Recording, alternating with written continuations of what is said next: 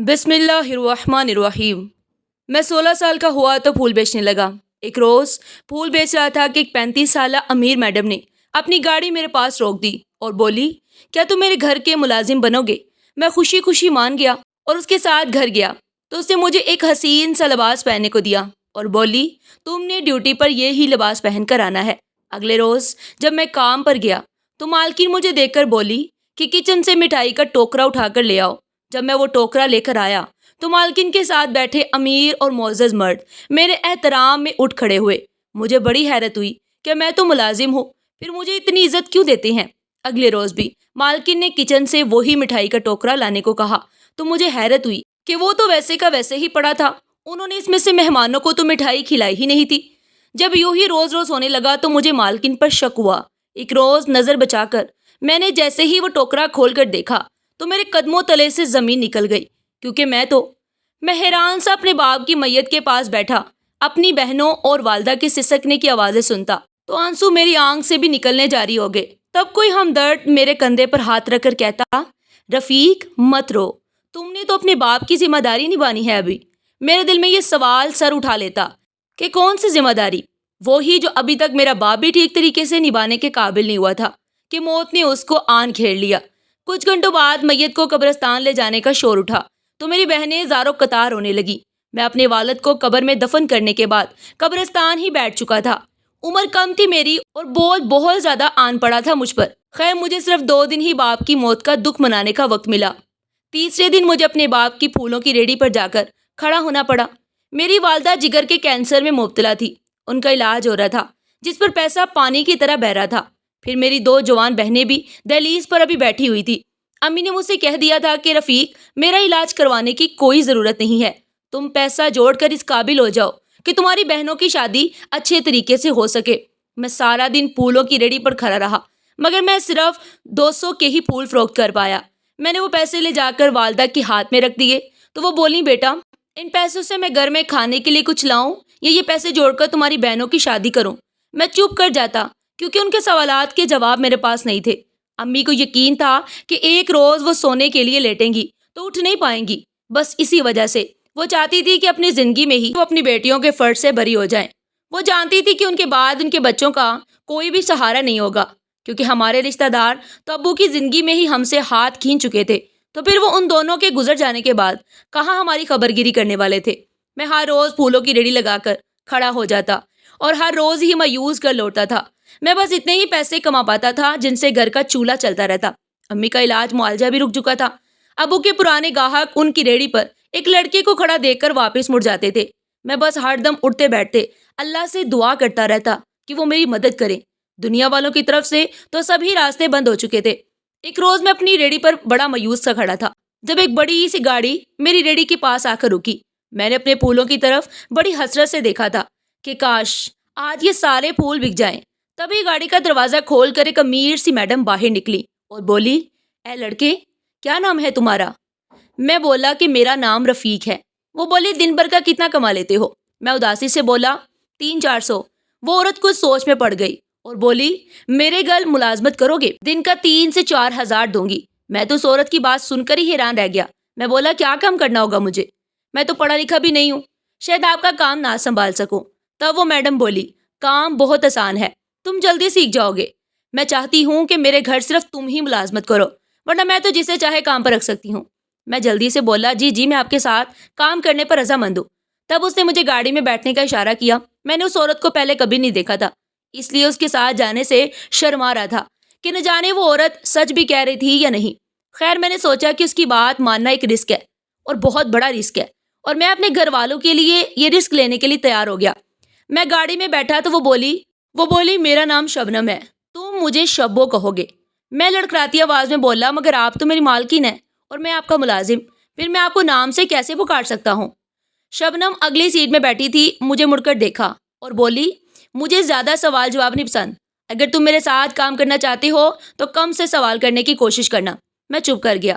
मैं शबनम के साथ उसकी आलीशान बंगले में चला गया। उसका घर देखकर तो मेरी आंखें फटी की फटी रह गई थी। मैं दरवाजे पर ही खड़ा था जब उसने एक मुलाजिम को आवाज़ देकर बुलाया और उसे लिबास लाने को कहा। मुलाजिम लिबास लेकर आया तो शबनम ने वो खूबसूरत सा लिबास मुझे पहनने को दिया और बोली, تم نے ڈیوٹی پر یہی لباس پہن کر آنا ہے۔ پھر اس نے اپنے پرس سے 10,000 روپے نکال کر دے دیے اور بولی یہ لو، آج تمہارا پہلا دن تھا، یہ تمہارا انعام ہے، کل سے کام پر آ جانا۔ میں وہ پیسے ہاتھ میں پکڑ کر دنگ سا کھڑا تھا۔ شبنم جا چکی تھی، میری آنکھوں سے آنسو جاری ہونے لگے تھے۔ میں تو اللہ کے کرم پر حیران تھا کہ وہ انسان کو کیسے کیسے نوازتا ہے۔ میں جانتا تھا کہ آج اتنے پیسے لے کر میری والدہ بے انتہا خوش ہوں گی۔ میں نے گھر جاتے ہی وہ سارے پیسے امی کے ہاتھ پر رکھ دیے تھے تو انہوں نے میرا ہاتھ تھام کر اپنے سر پر رکھ لیا اور بولی رفیق، آج تک کبھی تمہارا باپ اتنے پیسے کما کر نہیں لایا، لیکن اس نے ہمیں ہمیشہ حلال ہی کھلایا ہے۔ تو بتاؤ یہ پیسے کہاں سے لائے ہو؟ امی نے اپنے سر کی قسم دے دی تو انہیں میں نے ساری بات کھل کر بتا دی۔ امی کی آنکھوں سے آنسو بہنے لگے۔ وہ بولی بے شک میرا رب بہت ہی مہربان ہے، اس نے میری سن لی ہے۔ امی بے انتہا خوش تھی۔ انہوں نے رشتے کرانے والی آنٹی کے ہاتھ پر 5,000 کا نوٹ رکھ دیا اور اسے کہہ دیا کہ تم نے میری بیٹیوں کو اچھی جگہ پر رشتہ کرانا ہے، میں تمہیں بہت سارے پیسے دوں گی۔ اگلے روز جب میں کام پر گیا تو میں یہ دیکھ کر حیران رہ گیا کہ شبنم کے ساتھ بہت بڑے بڑے اور معزز لوگ بیٹھے ہوئے تھے۔ میں ان کو دیکھ کر مرعوب سا ہو گیا۔ تب شبنم کی آواز سنائی دی۔ وہ بولی رفیق، کچن سے مٹھائی کا ٹوکرا اٹھا کر لے آؤ۔ میں نے وہ ٹوکرا بڑے سلیقے سے اٹھایا۔ مجھے لگا کہ یہ مٹھائی میں نے ان معززین کے سامنے پیش کرنا ہے، مگر جب میں وہ ٹوکرا لے کر آیا تو مالکین کے ساتھ بیٹھے امیر اور معزز مرد میرے احترام میں اٹھ کھڑے ہو گئے۔ مجھے بڑی حیرت ہوئی کہ میں تو ملازم ہوں، پھر مجھے اتنی عزت کیوں دی جا رہی ہے؟ میں حیران کھڑا تھا۔ تب شبنم بولی رفیق تم جا سکتے ہو۔ میں نے سر ہلا دیا اور لاؤن سے باہر نکل آیا۔ گھنٹہ بھر میں باہر بیٹھا رہا، تب ایک ملازمہ میرے پاس آئی۔ اس نے مجھے 3,000 روپے تھما دیے اور بولی مالکن کہہ رہی ہے تم اپنے گھر جا سکتے ہو، کل ڈیوٹی پر وقت سے آ جانا۔ مجھے لگا وہ ملازمہ میرے ساتھ مذاق کر رہی ہے۔ میں بولا لیکن ابھی تو میں نے کام ہی کیا نہیں۔ وہ مسکرا کر بولی خوش قسمت ہو، یہی کام ہے تمہارا۔ نہیں، ہم تو سارا دن کام کرتے ہیں لیکن مالک پھر بھی راضی نہیں ہوتی۔ میں بولا کہیں مالکن نے مجھے کام سے تو نہیں نکال دیا؟ وہ بولی ارے نہیں، بے فکر ہو کر کل وقت پر آ جانا۔ میں چپ چاپ گھر کی طرف چل پڑا تھا۔ میں نے وہ پیسے لے جا کر امی کے ہاتھ پر رکھ دیے تھے۔ وہ مجھے جھولی بھر بھر کر دعا دیتی رہی تھی، جبکہ میں پریشان سا تھا کہ نہ جانے مالکن میرے ساتھ کیا کھیل کھیل رہی ہے۔ اگلے روز میں کام پر گیا تو پھر سے بہت امیر مرد حضرات کو مالکن کے ساتھ بیٹھے ہوئے دیکھا تھا۔ مالکن نے پھر سے مجھے مٹھائی کا ٹوکرا لانے کو کہا تو میں کچن میں چلا گیا۔ کچن میں پڑا مٹھائی کا ٹوکرا دیکھ کر میں حیران رہ گیا تھا، کیونکہ کل والا ہی ٹوکرا وہاں پر موجود تھا، اس کو تو کھولا بھی نہیں گیا تھا شاید۔ میں وہ ٹوکرا اٹھا کر لے گیا تو سب ہی میرے احترام میں اٹھ کر کھڑے ہو گئے۔ مالکن نے مجھے جانے کا اشارہ کیا تو میں باہر لان میں آ کر بیٹھ گیا۔ آج کی تنخواہ بھی ملازمہ مجھے وہی پکڑا آئی تھی۔ میں گھر پہنچا تو امی مجھے بہت خوش نظر آئی تھی۔ میں نے وجہ پوچھی تو وہ بولی بیٹا تمہاری دونوں بہنوں کا رشتہ پکا ہو گیا ہے، ہم جیسے سفید پوش لوگ ہی ہیں، انہوں نے جہیز لینے سے بھی منع کر دیا ہے۔ میں امی کی بات سن کر بے انتہا خوش ہوا تھا۔ میں نے سوچا کہ چلو بہنوں کا گھر بس جائے گا تو پھر امی کے علاج کی طرف دھیان دوں۔ امی نے بتایا کہ اگلے جمعے سادگی سے نکاح ہو جائے گا بہنوں کا۔ اگلے روز میں کام پر گیا تو مالکن سے کہہ دیا کہ مجھے جمعے کی چھٹی چاہیے۔ انہوں نے وجہ پوچھی تو میں نے یہ کہہ دیا کہ میری بہنوں کی شادی ہے۔ مالکن بے انتہا خوش ہوئی اور بولی میں تمہارے ساتھ تمہارے گھر جانا چاہتی ہوں۔ میں سوچ میں پڑ گیا، مگر پھر بولا کہ آپ کو اپنے ساتھ لے چلوں گا۔ اگلے روز میں شبنم کو اپنے ساتھ گھر لے گیا تھا۔ امی کمرے میں تھی، بیماری کی وجہ سے چلنے پھرنے سے قاصر ہو چکی تھی، اس لیے شبنم ان کے پاس ہی چلی آئی تھی۔ میں امی کے کمرے کے پاس سے گزرا تو مجھے اندر سے رونے کی آوازیں آنے لگی تھی۔ میں دل ہی دل میں شرمندہ ہوا کہ امی کو مالکن کے سامنے رونا نہیں چاہیے تھا۔ شبنم باہر نکلی تو بولی میں گھر واپس جانا چاہتی ہوں۔ میں نے ڈرائیور کو گاڑی سٹارٹ کرنے کا کہا تو اپنی گاڑی میں بیٹھ کر واپس چلی گئی تھی۔ میں امی کے پاس چلا گیا اور بولا کہ کیا بات تھی، آپ رو کیوں رہی تھی؟ امی نے اپنے سرہانے کے نیچے سے مجھے نوٹوں کی گڈیاں اٹھا کر دکھائیں اور بولی یہ مجھے تمہاری مالکن دے کر گئی ہے۔ وہ کہہ رہی تھی کہ مجھے ان پیسوں سے اپنی بیٹیوں کے لیے تھوڑا بہت جہیز لازمی بنا لینا چاہیے تاکہ سسرال میں انہیں کسی قسم کی مشکل نہ دیکھنی پڑے۔ میں نے اسے منع کر دیا تو وہ بولی کہ آپ کو قسم ہے آپ یہ پیسے لازمی لے لے۔ اس لیے میں رو رہی تھی کہ اللہ کس طرح انسان کی مدد کرتا ہے، کس طرح اس کی سوچ سے بھی بڑھ کر نوازتا ہے۔ امی نے وہ سارے پیسے پڑوسن کو دے دیے اور بہنوں کے لیے برتن اور دیگر چیزیں لانے کو کہہ دیا۔ شبنم میری بہنوں کی شادی میں تو نہیں آئی، مگر اس کی وجہ سے ہر کام اچھے سے ہو گیا تھا۔ میں دل ہی دل میں اس کا شکر گزار تھا۔ ہفتے والے دن میں کام پر گیا تو اس نے مجھے میری بہنوں کی شادی کی مبارکباد دی۔ میں نے شکوہ کیا کہ آپ تو آئی ہی نہیں تو اس کی ایک دم سے آنکھیں چھلک پڑی تھی۔ وہ بولی میری مجبوری ہے، میں شادی بیاہ کے موقع پر کسی کے گھر نہیں جا سکتی۔ اس کے بعد اس نے میری امی کی بیماری کے متعلق مجھ سے سوال کیا تھا۔ میں نے ساری صورتحال سے اس کو آگاہ کر دیا تو اس نے اپنے جاننے والوں میں فون کر کے ساری معلومات لی اور بولی اپنی والدہ کی فلاں ہسپتال میں داخلہ کروا دو۔ میں بولا نہیں، میں آپ کے اتنے احسانات نہیں لے سکتا۔ تو وہ ہنس کر بولی رفیق، تمہیں کیا پتا کہ تم معمولی سی تنخواہ کے بدلے مجھ پر کتنا بڑا احسان کر رہے ہو۔ تمہاری مہربانی کے آگے تو یہ سب کچھ بھی نہیں ہے۔ امی کے جگر کا کینسر آخری مرحلے پر تھا۔ میں نہیں چاہتا تھا کہ وہ مزید تکلیف سہیں، اس لیے انہیں شبنم کے بتائے ہوئے پتے پر لے گیا تھا۔ وہاں امی کا بہترین علاج ہوا، مگر ڈاکٹرز نے پہلے دن ہی مجھے بتا دیا تھا کہ مریضہ کی جان بچانا اب ان کے بس میں نہیں رہا۔ بس اتنا ہو سکتا ہے کہ انجیکشنز کے ذریعے ان کے درد کو کم کیا جا سکتا ہے۔ 2 ہفتے کے علاج کے بعد امی بھی اس دنیا کو چھوڑ کر رخصت ہو چکی تھی۔ میں اندر سے بالکل ٹوٹ کر رہ گیا تھا۔ پہلے باپ چلا گیا اور اب ماں۔ میری خوشی کے لیے بس یہی کافی تھا کہ میری بہنیں اچھے گھروں میں رخصت ہو کر چلی گئی تھی۔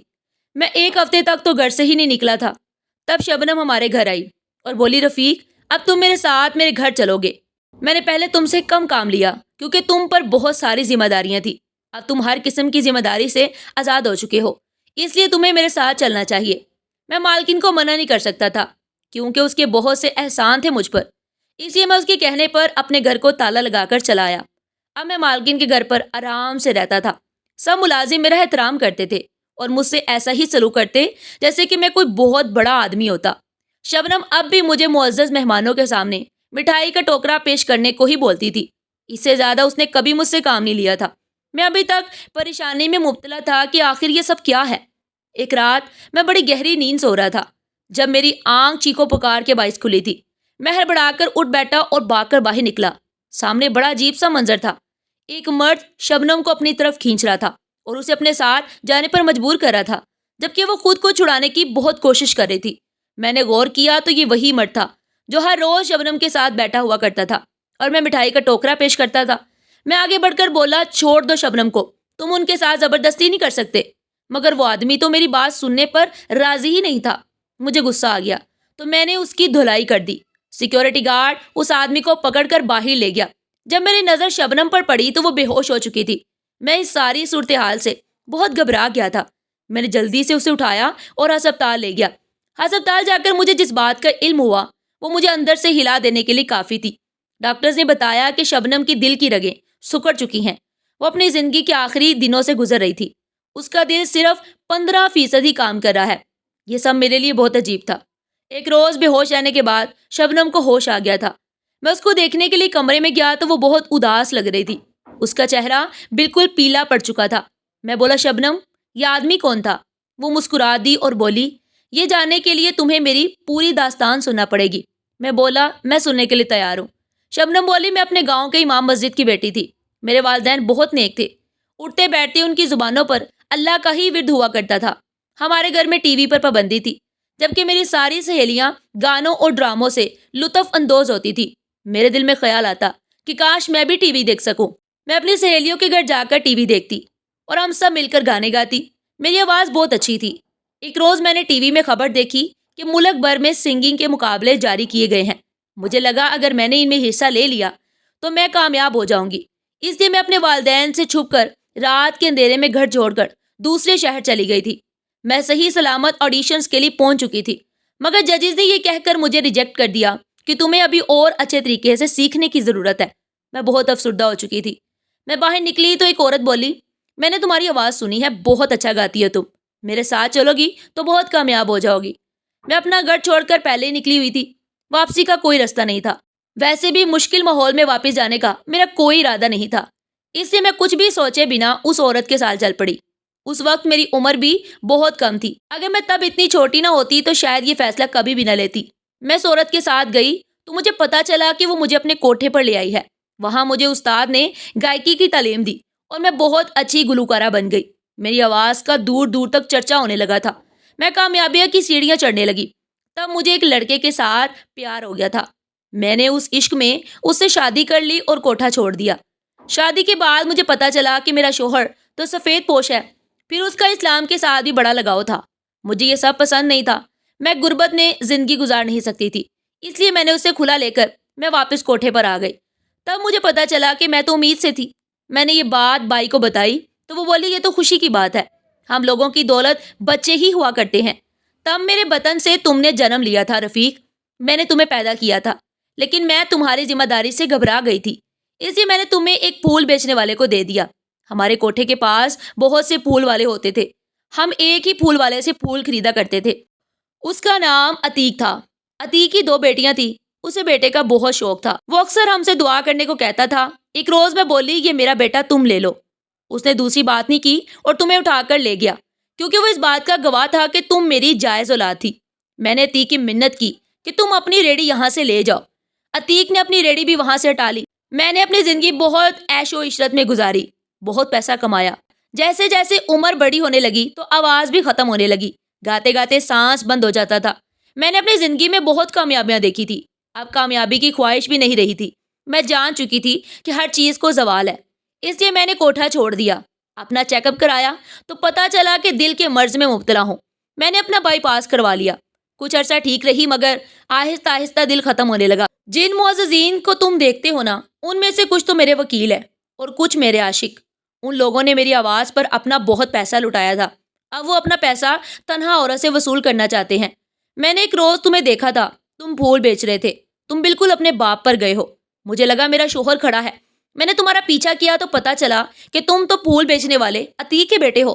تب میں تمہیں پہچان گئی تھی، اس لیے میں نے تمہیں اپنے ہاں کام پر رکھ لیا۔ میں نے اپنی ساری جائیداد تمہارے نام پر کر دی ہے اور ان لوگوں کو بھی بتا دیا کہ اب تم ہی میری جائیداد کے وارث ہو۔ مٹھائی کا ٹوکرا بھی میں تم سے اسی لیے منگواتی تھی تاکہ انہیں یہ باور کرا سکوں۔ میں ان سے کہتی تھی کہ میری جائیداد تو اب اس لڑکے کے نام پر منتقل ہو چکی ہے، تم لوگ اپنا منہ میٹھا کرو، ہو سکے تو مجھے معاف کر دینا رفیق۔ اتنا کہہ کر شبنم نے آنکھیں بند کر لی تھی، وہ مر چکی تھی، میری سگی ماں مر چکی تھی۔ میں نے اس کی تدفین کی اور اس کی تمام جائیداد سے خیراتی ادارے بنا لیے اور ایک دل کے مریضوں کے لیے ہسپتال بھی بنا دیا تھا۔ میں اپنی ماں کی کمائی نہیں چاہتا تھا، اس لیے خالی دامن رہ گیا۔ اب میں اپنے باپ عتیق کے گھر واپس آ چکا تھا۔ زندگی نے مجھے بہت کچھ سکھایا ہے۔ اب میں اپنے باپ عتیق کے گھر واپس آ چکا تھا۔ زندگی نے مجھے بہت کچھ سکھایا ہے۔ میں اب اپنے تجربے کے تحت کام شروع کر کے اپنا روزگار کماؤں گا۔ مجھے امید ہے کہ میں اس بار ناکام نہیں رہوں گا۔ ناظرین، آپ کو ہماری آج کی یہ کہانی کیسی لگی؟ کمنٹ باکس میں اپنی قیمتی رائے کا اظہار ضرور کیجیے گا، اور اگر ویڈیو اچھی لگی ہو تو لائک کریں، زیادہ سے زیادہ شیئر کریں اور سبسکرائب کرنا مت بھولیے گا۔ تب تک ملتے ہیں ایک نئی اور دلچسپ کہانی کے ساتھ۔ شکریہ، اللہ حافظ۔